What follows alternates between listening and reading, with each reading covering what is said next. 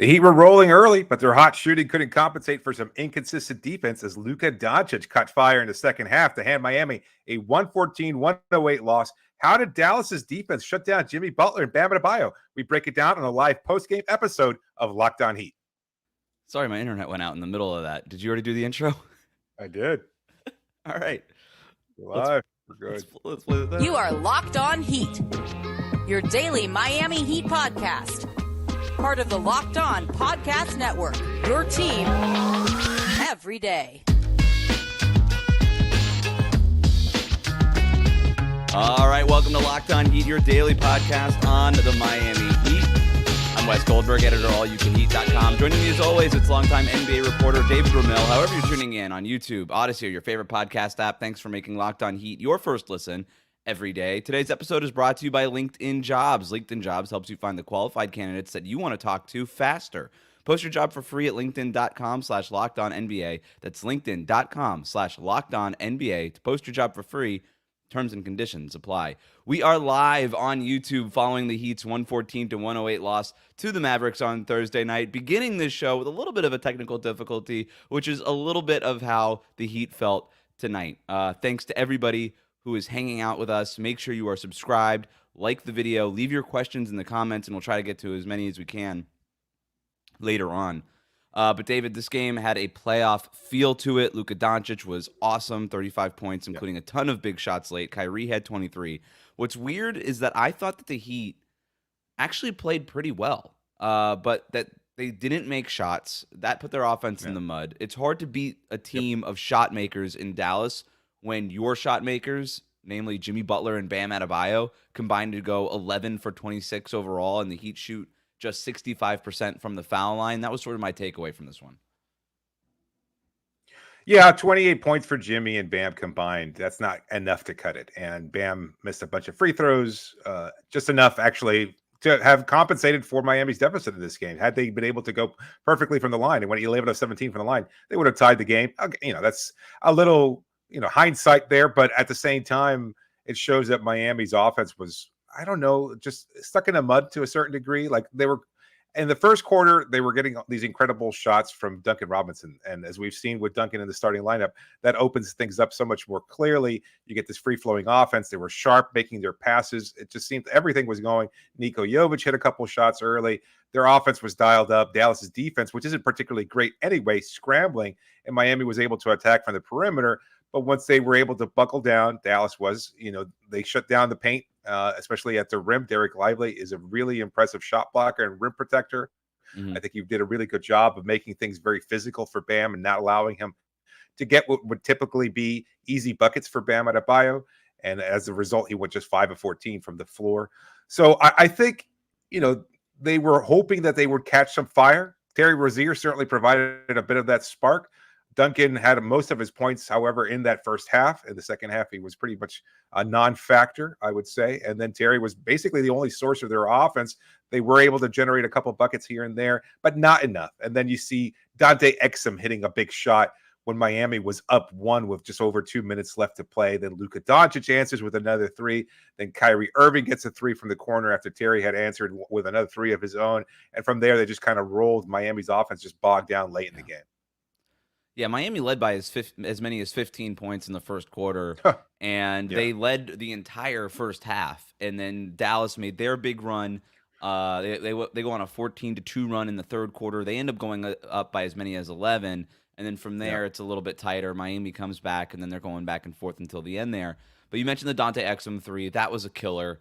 Luka Doncic hitting that three-pointer from the corner, falling away at the end of the shot clock was just classic Luka, man. Like, I don't know how many times I have to watch a Mavericks game and see him hit one of those kinds of shots, and this time it happened against the Heat, unfortunately. But, God, that guy, he just hits big shot after big shot, and Kyrie Irving nearly hit a big shot if he wasn't stepping out of bounds in the fourth quarter late in that game, too. And it was Luka's two-handed across-the-court pass that I didn't even know was on the board. Like, I didn't even know that was a pass a player could make in the NBA. He makes such unbelievable plays, and when he is doing that, and by the way, I thought Miami played a better floor game than Dallas did tonight. I thought they played better, and Luka Doncic just made way too many shots. And Jimmy Butler, and I'll give credit to Dallas for doing this. They took away the paint. They took away the paint. Jason Kidd before the game said, we want to take away the corners. I don't know if he was bluffing. I don't know what it was, but they didn't really try to take away the corners all that much. They took away the rim from Jimmy and from Bam, and that forced Jimmy and Bam to have to make shots. And Jimmy made a couple of mid-range jumpers in the fourth quarter, but I kind of thought he needed to go at that more based on how Dallas was playing him. And it was Terry Rozier who stepped up and was making big shots. But, you know, if Luka's doing that and Kyrie's got 23, it's you need more than Terry Rozier stepping up. And Bam missed a bunch of shots that he usually makes, a bunch of free throws that he usually makes. But I thought they needed more from Jimmy and from Bam in that mid-range area. Yeah, they just really didn't have a lot of wide open looks. And Bam, you know, relies on his combination of speed and athleticism. That's usually enough against most bigger defenders. But in Lively's case, he's such a young, athletic big. He's able to move his feet well. He challenged him. Then you had Daniel Gafford in there, who's another young and athletic big man. And he was a little less effective than Lively was, but the combination of them, Bam just didn't catch a break. And I know a lot of fans already are critical of Bam. I get it. I think Bam was a little passive. The shot was a little inconsistent. He just had a bad shooting game. And that's on him. And I'm sure he'll take the brunt of that. I'm sure he'll accept the responsibility. But I think we also kind of overlook everything else that Bam was doing. And maybe this isn't important right now, but he was doing a lot defensively. He was great. He had so many different plays. He was the hub on offense, boxing out, doing everything he could, challenging perimeter scorers. You look, Bam does so much on the floor, and he is very impactful. Unfortunately, when his offense falls as flat as it did today, and you have to give Dallas credit for doing so, I think that it kind of takes away from everything else that he's able to do, all the rest of the impact that he's able to have on this game. So it was a poor night for Bam Adebayo. I put most of the brunt of the loss, honestly, on Jimmy. I know he was hurt. Can we stay on Bam before we go to Jimmy? Absolutely. Because it's a good point that you make. And even the broadcaster in the game talked about how he's defensively just been the same, like just masterclass, all NBA level defender over the last 3 years. And over the last 3 years, he gets better offensively, and there's no drop off defensively. And we've seen like all-timer defenders like Kawhi Leonard kind of take that step offensively and then allow that defense to drop off. And Bam's not doing that, man. But to your point, like that's why I kind of mentioned that this had a playoff feel. It is a little bit on Bam. Like, I'm sorry, man. Like all that great, we can recognize the great defense and all this stuff and the playmaking hub and all that stuff that you are, but you got to make the shots and you got to make those free throws. And that's why I mentioned it's a playoff game. Like, it's usually that stuff is good enough in the regular season, but it wasn't good enough against the Denver Nuggets in the finals, and it won't be in the playoffs this year. Like, it's unfortunate, but that's kind of the position that Miami has put him in, and right, and like we don't have to rehash this whole thing, but that's why you chase somebody like Damian Lillard over the offseason, right? Is that so that he doesn't have to do those kinds of things. So, in a game like this, it's a great point. Unfortunately, just need more from him. Yeah, no, it's a great point. Like that, you saw with Luka what a luxury it is to have that kind of explosive scorer who can go off. And there are very few, maybe a handful of players. Dame is one of them. Steph certainly is one of them. Luke is another. Like, you have those kinds of players. Jimmy and Bam, that's not their style. That's not their typical game. It's more of the slow ebb and go over the course of the game, where maybe Bam might wind up with 30 points. Jimmy might round up with 30 points. That's how they have their most productive nights, but never where they're just going to explode. Like, Luka had 23 points in the second half. He almost eclipsed Bam and Jimmy's total points between the two of them, just what he was able to accomplish in the second half. And credit to Terry Rozier, who had 20 points of his own in the second half. He was fantastic. That's going to get overlooked. We've been talking about Terry slowly getting more comfortable. We're going to talk Terry about. We're going to go deep into Terry in the next segment. But you also wanted to talk about Jimmy Butler too, right? I mean, yes. Yeah, there's some blame to go on Jimmy Butler. Yeah, maybe we'll save that for the next segment. But at the same time, I think he was very passive, and maybe it was a little bit due to injury. Maybe it was just the way that they were defending him, and maybe it was just because he was concentrating so much on the defensive end. But we've seen during this winning streak and during Miami's most recent wins that this team goes as far as Jimmy's able to carry them, and today he wasn't able to carry them at all. We'll talk a little bit more about Jimmy Butler. Also, Terry Rozier, he had his best game in a Heat uniform. We'll talk about the one big thing that changed after this. Today's episode is brought to you by our partners over at eBay Motors. We've teamed up together with them and Locked On Fantasy Basketball host Josh Lloyd to bring you some of the best fantasy picks each week, all season long. Whether you're prepping for a daily draft or scouting the waiver wire, every week we're going to provide you players that are guaranteed to fit on your roster. Let's see who Josh has picked out for us on this week's eBay's Guaranteed Fit Fantasy Pick of the Week. Again, he picks a couple of players, a handful of players there that are poised to maybe make a little bit of a bump in their production. The first one is Kyle Anderson, with the unfortunate news that Karl Anthony Towns has a torn meniscus and his future is a little uncertain. Anderson's going to get a bump in his minutes. Slow-mo might get a little bit more productive there, so he's a good pick. Kelly Olynyk coming off of his contract extension. Toronto's not really playing for much. He could be a player as well. Vasilije Micic, as a starter, he's been solid, so he might be a good fantasy ad with his assists. They're highly valuable. Duop Reith, we saw him against Portland recently with DeAndre Ayton out. Reith is a fantasy option. And of course, there's a familiar name on this list, Kyle Lowry with DeAnthony Melton, still sidelined. Nick Nurse has been leaning on his former Raptors superstar there, and Lowry has been solid, a little bit more solid than Heat fans would like. So I'm not going to give Lowry the nod here. I'm going to go with slow-mo Kyle Anderson. He's my pick. Wes, do you have another option there that you think is a good one? I went and looked for Kyle Anderson on my waiver wire in my fantasy league because I look ahead into these before we have to actually do the reads because Josh's advice is so good and I don't want to wait until Thursday night to get it. So I did look for Kyle Anderson, but somebody beat me to it.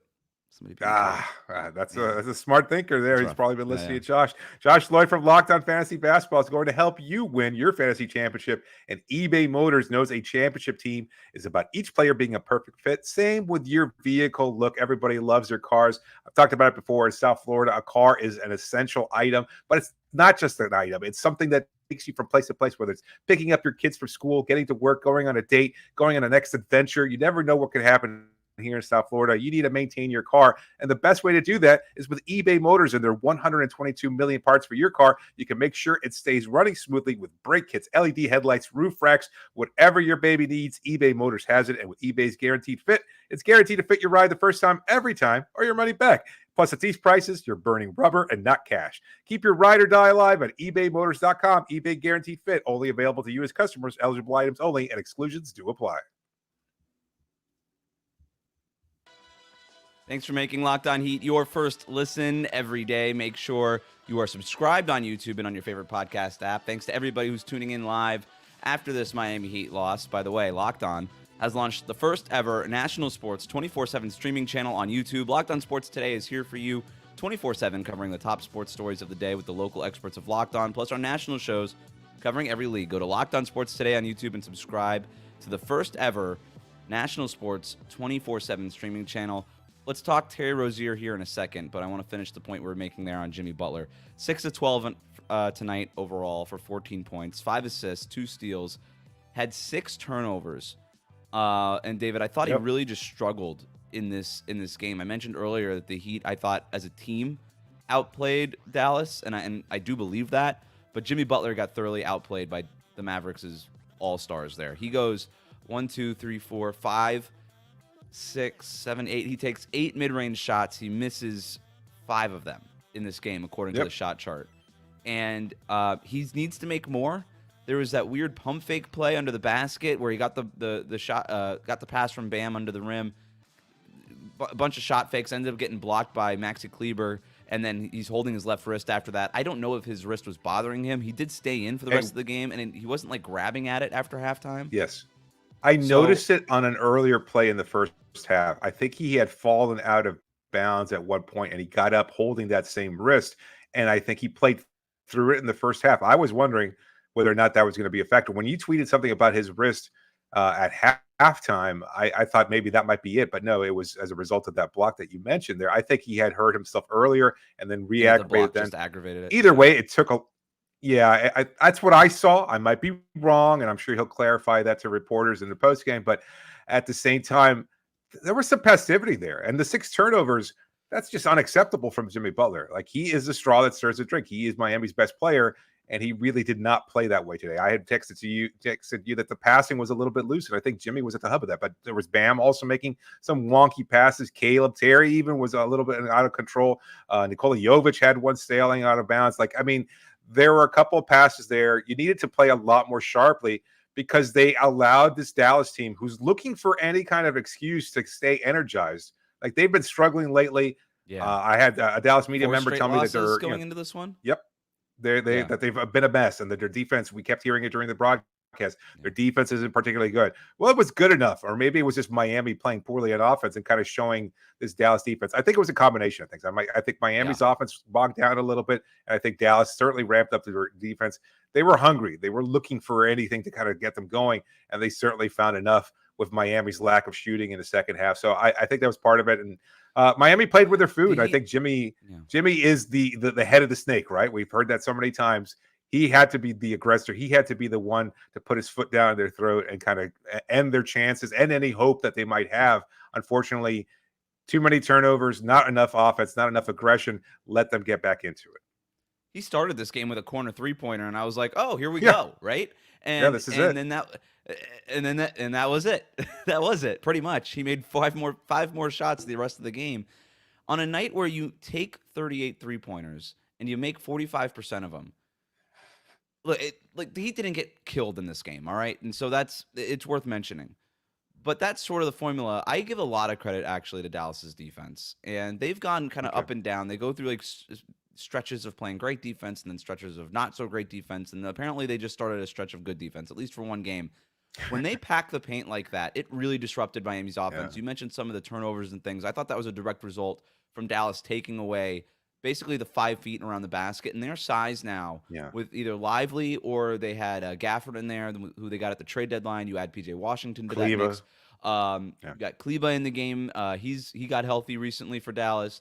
And then you've got everybody dropping, like Luka dropping into coverage, into the paint. That's a big guy. You know what I mean? Like, Luka's got his defensive deficiencies, but he's a big body when you put him in the paint.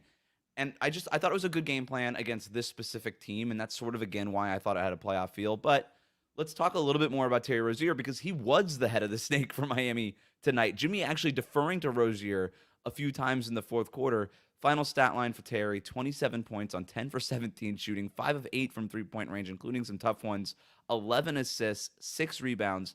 David, it was by far Terry Rozier's best game in a Heat uniform. It's a Heat career high for him with 27 points. The assists keep coming. I told you before, like, this guy is routinely 5 to 7 assists per game. Well, it was 11 in this one. I thought his ball movement was huge. He was really the only guy, it felt like, that was able to consistently get pressure into the paint against that Mavericks defense that we just talked about. Yes. I think the thing that changed for me with Rozier, if we're going to ask about, like, why now and why is he playing better now, is he feels fully acclimated now to Miami's offense. Yes. Even I remember when he first got there, he wasn't able to go through a practice in the first couple weeks of getting to Miami. Right. And he just looked lost on offense, and to no fault of his own, but he's like, all right, Duncan likes to run around the court like a madman. Jimmy likes this side of the floor. He likes to do this. Everybody, like, it was like every time, you know how Jimmy Butler, like, he'll just, like, decide that he wants everybody to clear out in ISO. And everybody just sort of, like, Caleb Martin or Jaime will be on the court, and they'll be like, oh, okay, Jimmy's doing his thing. It always felt like Terry Rozier was, like, the last one to clear out on those possessions, right? He looks around, he's like, oh, we're doing this thing, and then he would just run away to the other side of the court. But now he's kind of ingratiated, right? He's there. He knows. He's like, okay, now we've got this. There was one play where, like, kind of Bam came down from beyond the arc into that free throw line area, and then Terry Rozier, like, flared off of him with, like, perfect timing to the wing, and then Jimmy Butler found Rozier on a cut, like that slot cut from the wing, and I'm like, oh, okay, like we're in synchrony now, right? Like that's the ballet, that's the beautiful game part of basketball, and Terry Rozier is now contributing to it, and I thought it set him up for some easy baskets, and then from there he just started, just making tough shots. I thought so. That to me is the big change for Terry. He's got such nice touch around the rim. Those floaters high off the glass. I mean, yes. This was the version of Terry Rozier that played on the Charlotte Hornets that a lot of Heat fans was going to be instantly transplanted, like a direct transplant from what he was in Charlotte into the Miami rotation. It was like, oh, we're going to get a 25 point per game score that does all this on defense and does all this as a playmaker, et cetera. But it's an acclimation process that you just laid out, and something that's taken this time. And the injury certainly didn't help, kept him out of there. But he's done the work. He's figured it out. He knows the timing now. But the confidence, I talked about this in the last game too. Like the confidence has been slowly building. But to get to this point now where it was like he was taking some really ballsy shots out there, and he was knocking them down, and he wanted the ball in his hands. Like he wasn't deferring to anybody today. He was like, no, I'm scoring. Give me the ball. I'll take it. And that was good to see, because eventually Jimmy is going to have good games and Bam is going to have a better game. And I think you're going to be able to get production from guys like Tyler when he comes back from injury, and Kevin Love is going to come in. It's not going to be those lost minutes with Thomas Bryant, although he played okay and hit a 3-pointer, et cetera. Like, that's okay. I think that's not necessarily something that you're going to be able to rely on. I would rather have Kevin Love, even at his age, given the level of production that we've seen from him. He's going to be a much bigger factor.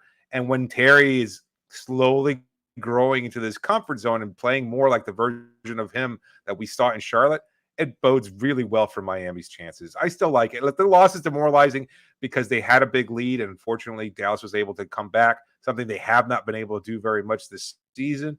But you have to give Dallas credit. They did play a good game, and Miami still had enough, I think, positive signs there where they can continue to build it. Unfortunately, it's the first of a back-to-back set. They're going into Oklahoma City, which is a really tough team, a really good team. So I wouldn't be surprised to see a second straight loss. But I think, again, Miami just needs to be able to weather the storm, come back to Miami, and look forward to a big matchup against the Denver Nuggets next week. One thing we didn't talk about was Nikola Jovic getting off to a hot start. Did not play a ton of minutes in this game. Did Eric Spoelstra screw up by not playing Nico more? We'll talk about that. Plus, how big of a deal is this loss really? All that coming up next here on a live stream episode of Locked On Heat. Today's episode is brought to you by LinkedIn. When you're hiring for your small business, you want to find quality professionals that are right for the role. And that's why you've got to check out LinkedIn Jobs. LinkedIn Jobs has the tools to help you find the right professionals for your team faster and for free. I've been there. I know what it's like to have to hire somebody for my company, and it's not easy. You go through resumes, you're trying to find the right person, checking, resources, checking whether or not they've got the right connections, whether or not they've got the right skills. No. LinkedIn takes care of that for you. They're just not another job board. They've got a vast network of more than 1 billion professionals, and makes it easy to find the best hire for your business. It gives you access to professionals you can't find anywhere else, and it does all that while making the process easy and intuitive.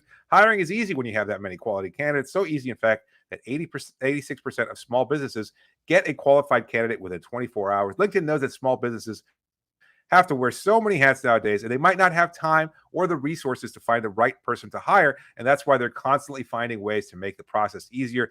2.5 million small businesses use LinkedIn for hiring. Yours should be one of them. Post your job for free at linkedin.com/LockedOnNBA. That's linkedin.com/LockedOnNBA to post your job for free. Terms and conditions do apply.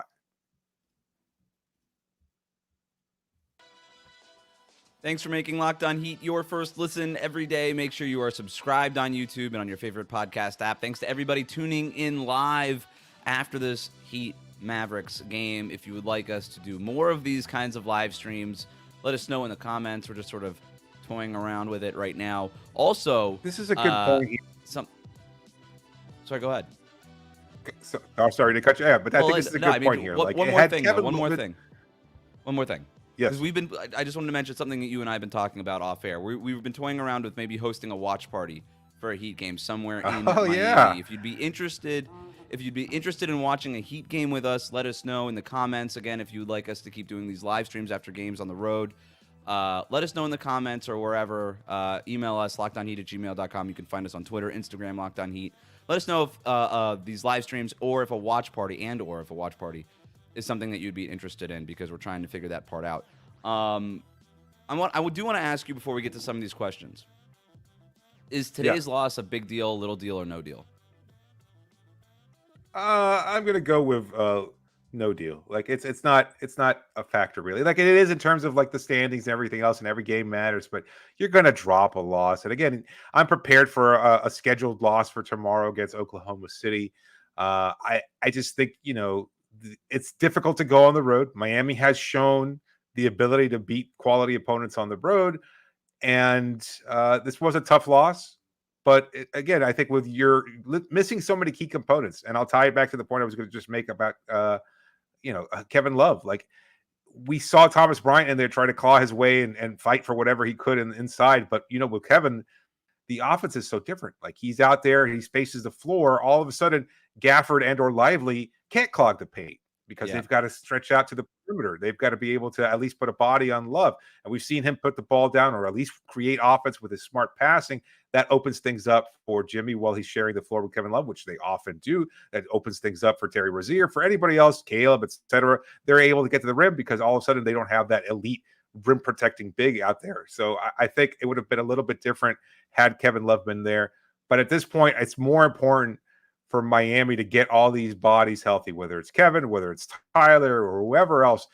Get them healthy because you've got to be ready for a what they expect to be a long playoff run. Maybe it doesn't seem that way after a bad loss, but that's still the plan for the Heat. I'm gonna go no deal on this too. I mean, look, the standings part of it is something to at least monitor. Miami now a full game back of New York in that 5th seed, a game and a half back of Orlando in that 4th seed. But it's so tight in the Eastern Conference. I mean, that's going to change over the weekend, right?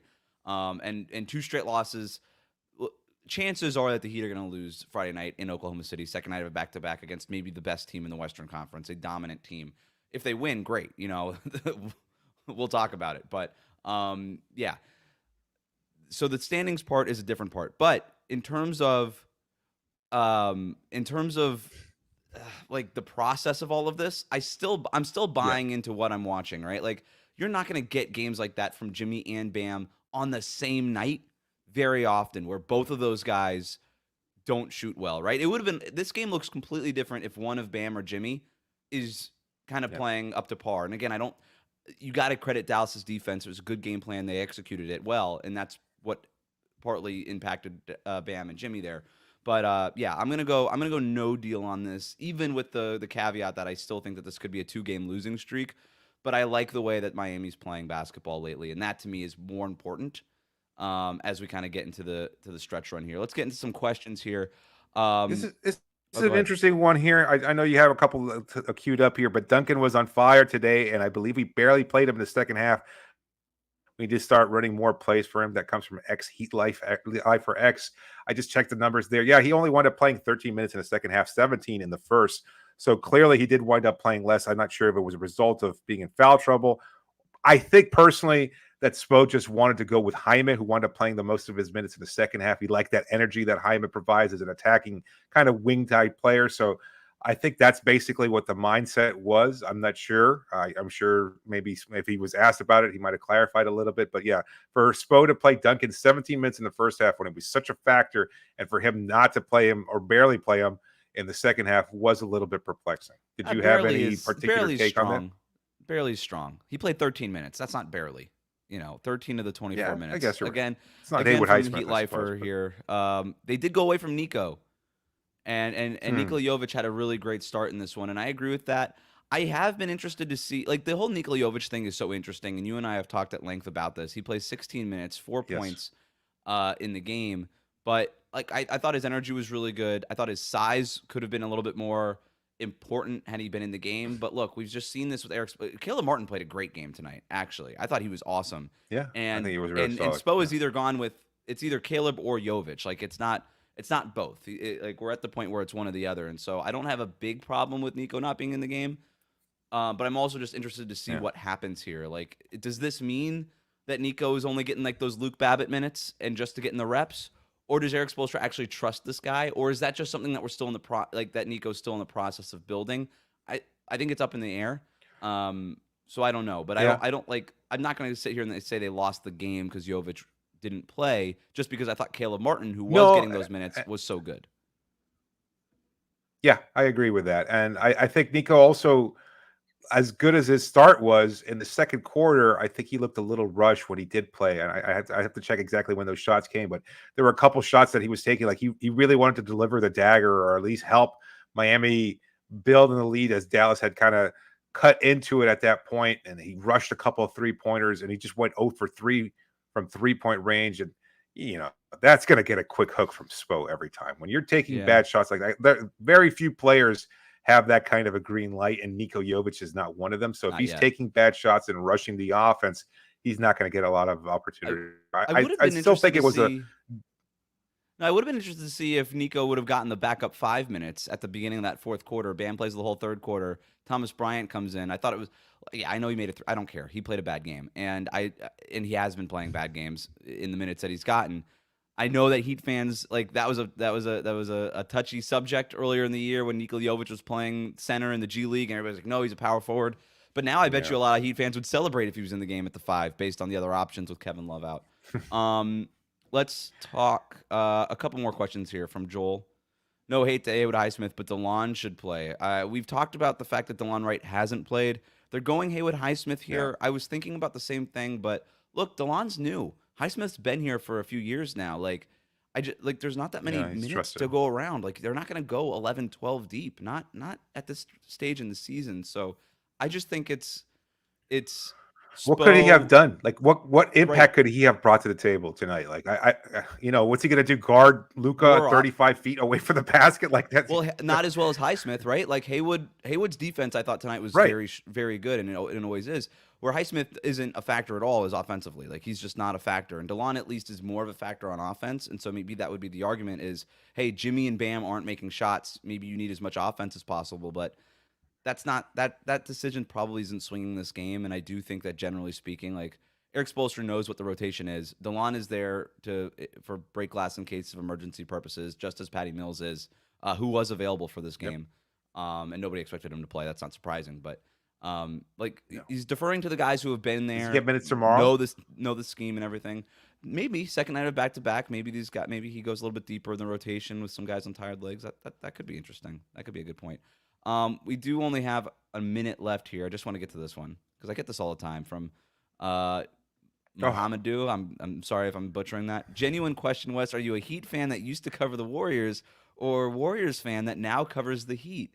I am a Heat fan that used to cover the Warriors. I'm actually a Wizards fan. Ta-da! But got really big into Wes Unseld for obvious reasons when I was a kid. Just needed another Wes in the league. Who had been retired decades before you were born. Interestingly enough. Yeah. All right, ruin that. That's fine. That was the joke, but that's fine. Do you remember? Are you old enough to remember when they were the Washington Bullets? No, I am not. Get out of here! You were alive. I know that much. They changed from the alive. Bullets to the Wizards while you were alive. Yeah, I was alive. I don't remember anything. Okay. All right. Chris Webber wore a Bullets jersey at some point. Okay. I mean, Chris Webber. I'm gonna go get an old Bullets Wes Unseld jersey just to prove my point. I am not a Washington Wizards or Bullets fan. No, you and I started this podcast in 2014 and did it for years. And then I got the Warriors job. I moved out to the Bay Area. I got the Warriors job, and then I covered the Warriors. And I couldn't cover the Warriors and the Heat at the same time because that's impossible to cover a team in depth, 2 teams in depth. You just can't do it to that level. And so, I went to the Warriors for a couple of years, and then I came back, and now we have the show back together. So, Heat fan, grew up a Heat fan, grew up in South Florida. To answer the question, I just wanted to bring this up because I get this a lot, David, and I'll keep getting it because it came up in the 31st minute of our podcast after a loss, but I'll probably keep getting it. But all right, that's how it goes. Thanks to everybody who tuned in live to our show. We so appreciate it, especially after losses like this. But let us know in the comments, do you want us to keep doing these live post-game shows when the Heat are on the road? If we get a lot of traction on that, maybe that's something that we'll consider. And then also, if you would be interested in attending a watch party somewhere in Miami, we're talking theoretical stuff here, right? We have no actual plans, but we just want to know if you guys would be interested. So it would be, and if it would be worth our time to partner with somebody and actually plan this thing. So let us know in the comments section on YouTube. Email us, lockedonheat@gmail.com, Instagram, Twitter. You can find us Locked On Heat. In the meantime, thanks for making Locked On Heat your first listen every day. Hit that subscribe button on YouTube and follow us on your favorite podcast app.